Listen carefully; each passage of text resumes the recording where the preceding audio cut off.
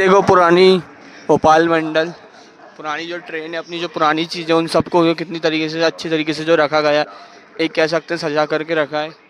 अभी मैं आया हूँ यहाँ भोपाल स्टेशन पे, ये देखो भाई वहाँ पे अच्छा डेवलपमेंट चल रहा है। भोपाल जंक्शन, भोपाल ज़िला, काफ़ी अच्छी चीज़ लगी मुझे ये देखने में, तो मैंने सोचा क्यों ना आप लोगों से भी शेयर करा जाए। ये देखो भाई, स्वागतम।